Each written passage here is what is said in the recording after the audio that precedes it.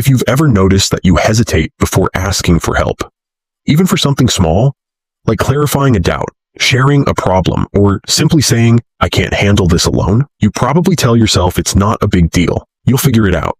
You always do. But that hesitation, that pause, it says more about you than you think. Because people who struggle to ask for help don't just prefer independence. They've learned somewhere early on that needing others comes with a cost. And it shows up in quiet, almost invisible ways.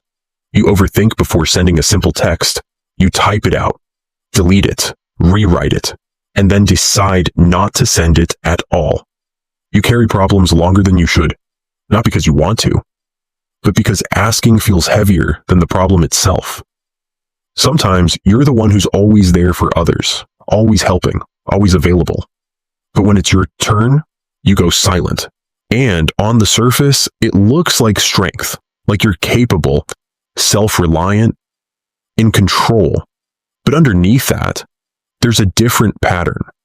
Because this isn't really about independence. It's about what you learned happens when you need something. Maybe at some point, asking for help led to disappointment. Or it was ignored. Or worse, it made you feel like a burden. So your mind adapted. It started associating asking with discomfort, rejection, or guilt. And over time, you stopped asking.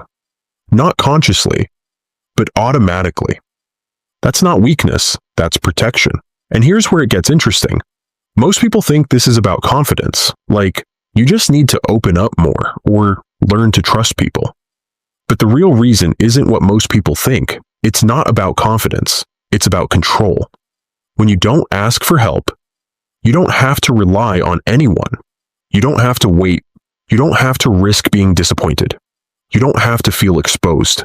You stay in control of the outcome, even if it makes things harder. Because depending on someone else means giving up a little control. And if your past taught you that people aren't always reliable, or that your needs might be too much, then control starts to feel safer than connection. So you choose the harder path again and again, not because you want to, but because it feels predictable. Over time, this becomes part of your identity. You become the one who handles everything, the one people rely on, but rarely check in on. And slowly, asking for help doesn't just feel uncomfortable. It starts to feel unnatural, like it's just not something you do, but what looks like strength on the outside is often just a pattern that formed when you didn't have better options. A pattern that quietly says, it's easier to carry this alone than risk being let down. And once you see that, once you realize this isn't just a habit, but something you learned, you start to understand yourself differently. It was never random. It was a pattern. And that awareness alone subtly changes how you see every moment you chose a silence over support. If this explains something for you, there's more to uncover.